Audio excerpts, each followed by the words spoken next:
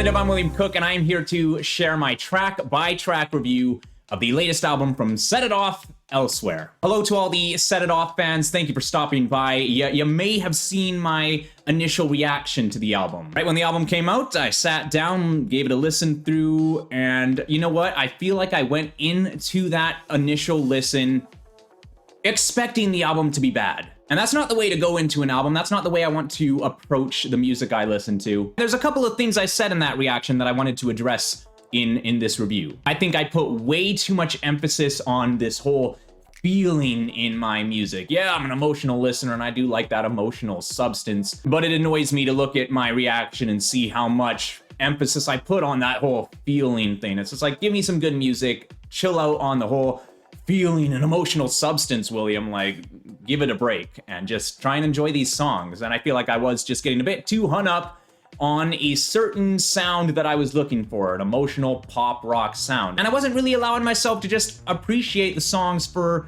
what they were, which isn't necessarily that emo pop rock, but definitely with this album, we see Set It Off bringing in a big pop influence and a very dancey, upbeat vibe throughout these songs. And while I mentioned in the reaction that, yeah, there was some good hooks and a decent bounce to the songs, and I said, hey, it will depend on, you know, just how impactful these hooks can be for me. I've definitely come around to find some real reward within these songs. There was another thing of note that I definitely have to address. I mentioned, oh, it sounds like they're just doing it for the money. Like, I guess I just wasn't really feeling the heart behind the songs. But that was an ignorant statement on my part, and I totally take that back. These guys make it clear on this album that their heart is definitely in it. So I put together a track-by-track review. I want to share my thoughts on each of the songs now that I've had a month to sit on the album. You know, I would have put together this review a couple of weeks ago. I wrote it up actually at least a couple of weeks ago.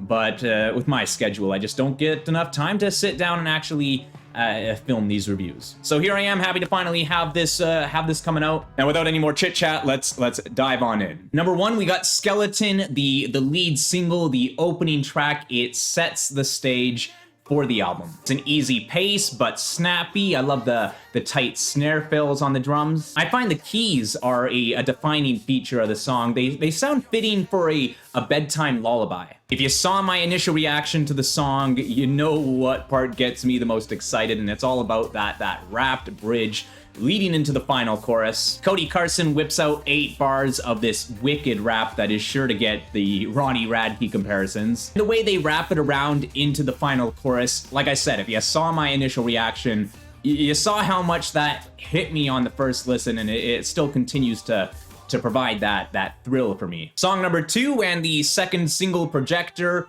Instant catch, arguably a better hook than Skeleton. And I'd say the verses hold a stronger pull to them as well. More of a punch, just an all-around more forceful delivery with this one. The opening verse with the ding, shut the fuck up, please, it works so well. And I saw Cody in an interview with Rock Sound saying that during the live shows, he just gets the crowd to sing the shut the fuck up please part, and I can imagine that being a lot of fun at the live show. Cody's got it out for someone with this song, a lot of venom behind the words. It's got the bouncy hook, sharp guitar, and easy catch. I do appreciate the song's strength, the force behind it, but it just doesn't end up getting me overly excited. The number 3 with Cut Off, the chorus to this song has a massive pull to it. The guitar work, if that's even what I'm hearing, it's a bit hard for me to tell with this song and several on this album, but I assume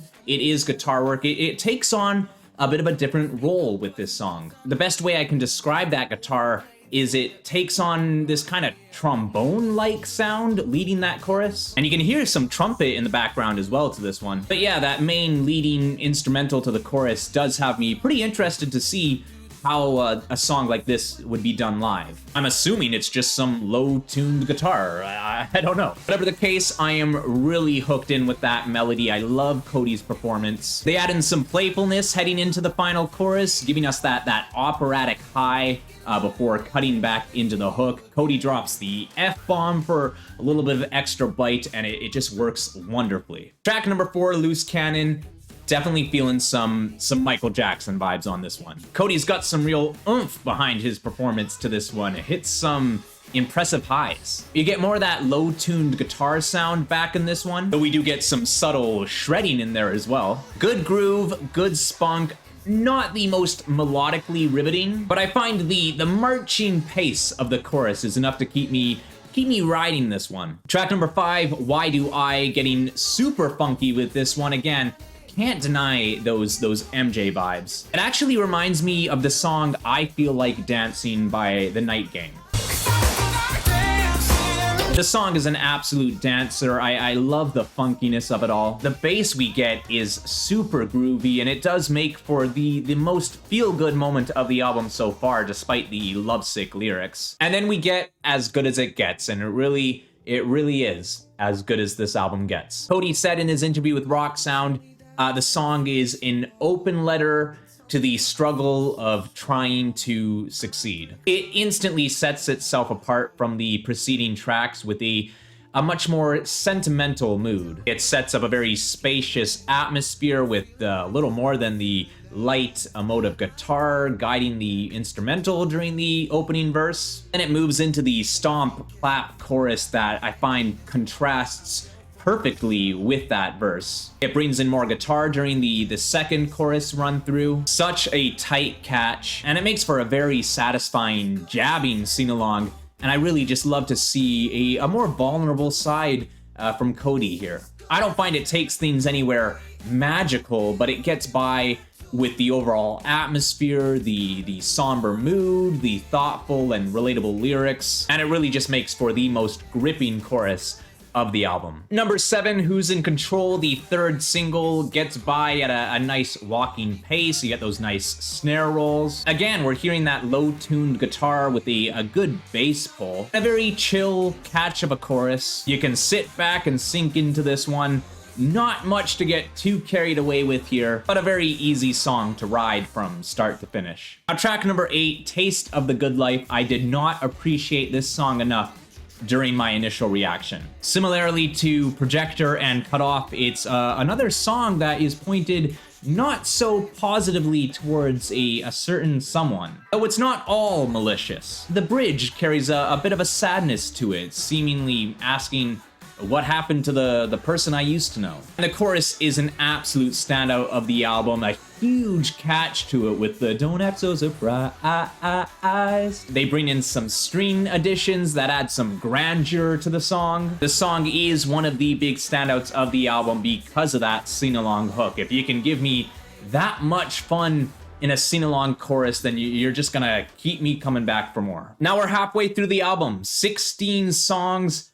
That's a lot. And while the first half is filled with noteworthy songs, it's this second half where we do find some of the album's weaker moments. They kick off the second half with Why Not Me, a song that deals with comparison, seeing your friends achieve success while you're feeling left behind. But instead of dwelling in that jealousy, it's fueled with determination to reach that success despite the challenges. The verses follow a slow pace, and the real spunk of the song comes through with the crunching chorus. It definitely has that strong, pump-up kind of push to it, but I do find the rest of it is just a bit too tame for a song like this to find its way onto the workout playlist. Track number 10, Dangerous, gets playful. I'd say above all the other songs on the album, they're having the most fun with this one. Trying out something different with the ba-da-da-da. The melody is okay. You know, I kind of like the buildup of the pre-chorus, but I just don't care much for the main Dangerous refrain. I think this song's strongest trait is the underlying guitar riff. There's some bass in there, I believe. You get a good taste of it in the second verse for 10 seconds at the 1 minute mark. So, a cool groove, but this song gets tiring pretty fast. Fortunately, it's about the shortest of the album. Cordial takes on a kind of ominous presence with the addition of some strings. They show off some pretty raunchy guitar in the pre-chorus, and some nice crunching guitar through the chorus and the bridge as well. So another very respectable showing on the instrumental side,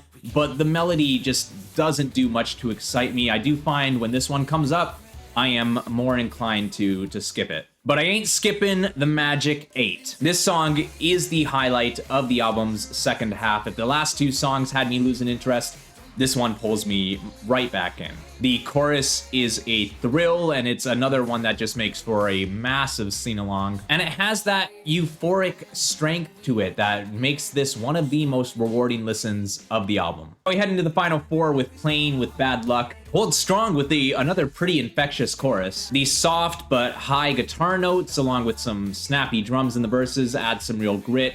And it's a great reminder of just how much groove there is throughout this album. And then we have Peekaboo, another song that brings in some strings and creates a pretty dark energy throughout. I wouldn't call the chorus playful, but the whole Peekaboo adds some silliness to it, I guess you could say. But the overall catch of this song, just not that gripping. Catch a Break, I am much happier with this one. We're really feeling that soulfulness from Cody with this one. Can I catch a break? Some more tight and punchy drum work to pull me through the verses, and it makes for a nice little drop into the hook. Good catch, easy enjoyment with this one.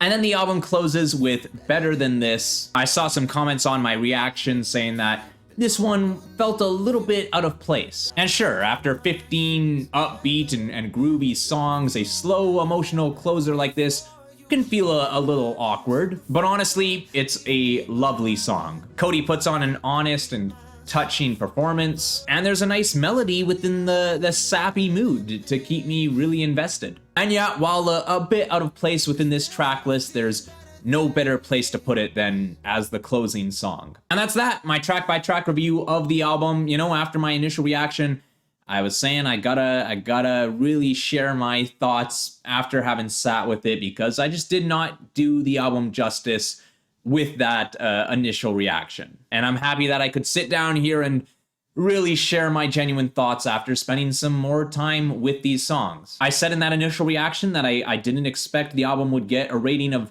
above about a 6, but no, my pessimistic self was very wrong with that initial reaction. I've rated each song, I've crunched the numbers, and I've settled on a final rating of 7.7. If you can break 7.5, you're into some pretty strong territory for me. No, it didn't hit that 8, but it's a very worthy album. Songs that hold it back: Cordial, Peekaboo, Dangerous. Those are the only 3 songs that didn't score a 3 from me. Then we got some big stunners with As Good As It Gets, The Magic 8, Taste of the Good Life, Cut Off, Skeleton. A good chunk of this album is definitely gonna get me coming back. So to the Set It Off fans who might have been a little bit annoyed with my initial reaction, I hope I explained myself a little bit more here with this review. Thank you for checking this out. Love a thumbs up if you like what you saw. Hit the subscribe for more alternative content, and leave your thoughts in the comments below. Love to chat. I'll see you next time.